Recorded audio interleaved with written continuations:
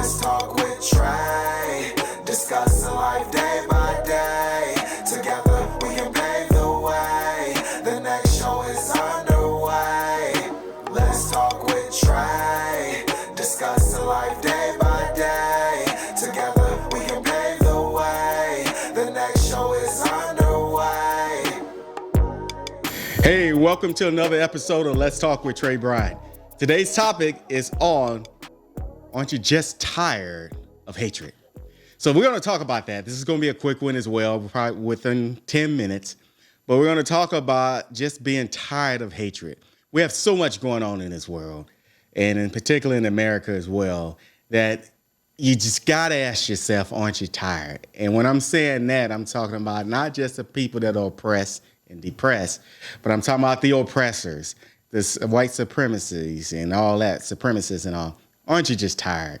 The politicians that's creating division and all. Aren't you just tired, right? So with that, let's go into a scripture. We're going to go over Proverbs 3:5-6, and that is, trust the Lord with all thy heart and lean not onto thy own understanding, and in all ways acknowledge him, and he will lead you in the right paths. So why am I saying that? That's one of my, if not my favorite scripture, because it talks about trusting in God and trusting that he will provide the right things that you need to get you through life, to get you through hatred, to get you through trauma, to get you through anything, right? And to have, while you're having good times as well, just continue trusting God. But on this topic of just tired of hatred, I'm just tired of it, right? So I'm going to name a few incidents that we had in America that everybody knows about. Ahmaud Arbery, right? February 2020, he was like 25 years old, jogging, got shot down by a son and father team, right? And I believe that was in Georgia.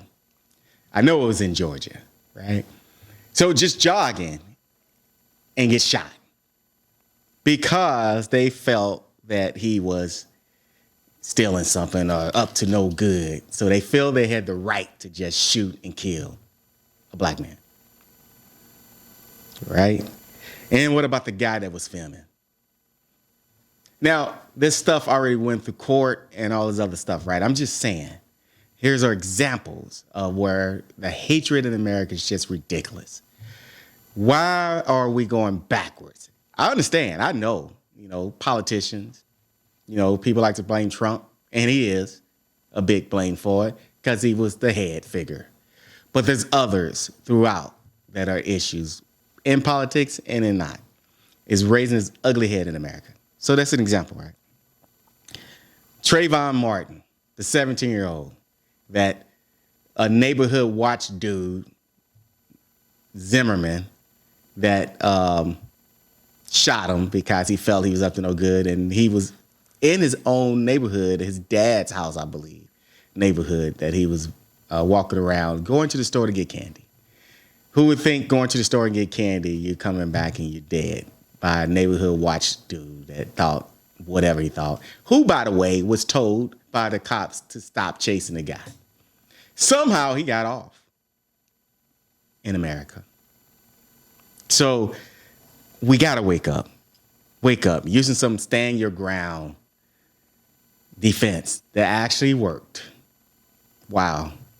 And I believe that was in Florida. The same place that's trying to get rid of Black history. That governor, right? Moving on to police brutality. St. Louis was an example of an area that police brutality was happening a lot. But it's just not St. Louis. You have other locations. Baltimore, D.C., Atlanta, Chicago. We can go on and on, right? But aren't we just tired? I think we should be at the point where we're tired and we're going to do something about it. Some of the other episodes I got coming up, they'll be talking about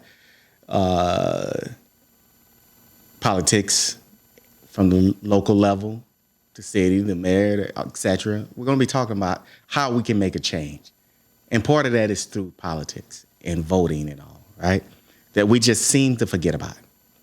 But there's power in that. It's the reason why white supremacy, in particular their head of Trump, that are able to continue to have power is because we forget that power is in politics. It's the reason why they're in politics. Let's wake up. It's the reason why they're going against the woke phenomenon, saying it's bad. It wasn't initially bad at all. It's still not bad. It's basically saying understand what's going on in your surroundings and do something about it to make sure it's right and appropriate and for all. And, that's just the right thing to do. But if you're a racist or you're white supremacist or you don't want other minority groups getting what's rightfully due to them, then you're going to say there's something wrong with it. It's really time for us to really wake up, people. All, not just minority, but in particular our minorities. Stop attacking each other and focus on what the real issue is. I'm going to give you an example of one, and we're going to close shortly. Let's go back to 1984. And I mentioned this before to folks. I was a freshman coming in for my freshman orientation with my mom. We were poor, coming from the city. It was the desegregation program in St. Louis, Webster Groves in particular. So we were going for orientation, taking bus on top of bus on top of bus to get to the location. I ain't gonna tell you how long it took us to get there, but it was my mom was doing it for a better outcome and education for me. So we did that. Upon getting off the bus and walking down the street, in front of the huge building that stretched out, all the windows were open and folks were protesting, students and teachers, I may add, rolling them around up, calling us all types of names. Of course, nigger was part, and telling us, hell no, you must go. 1984, not 1964. And just because a small group of folks were coming to high school in Webster Groves, Missouri, we were attacked on orientation day with those words, But thanks to God and thanks to my mom, who was a strong Black woman, we persevered and went through there, and I eventually graduated 4 years later.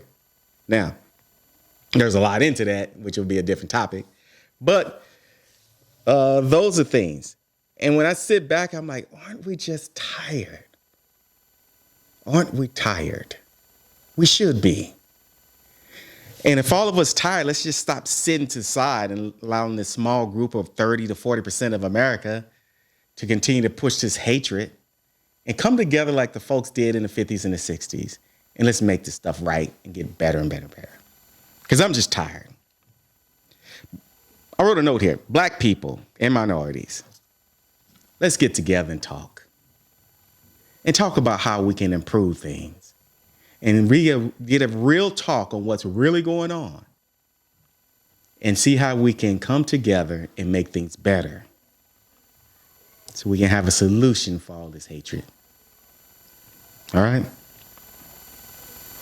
Let's see how we can make this a better situation and support one another. All right. With that, I want to thank you guys for tuning in for this one. I said it was going to be a quick one here. And we're going to have a couple more that's going to be quick. Keep in mind to share, like, subscribe, because we're going to have in the next couple of weeks or 3 weeks or so, we're going to have an episode on real estate investment, an introduction to that. So look out for that as well. I think you'll enjoy that. With that, I'm going to be out, and thank you again for joining Let's Talk with Trey Bryant today, and look forward to seeing you later on. God bless you and peace out.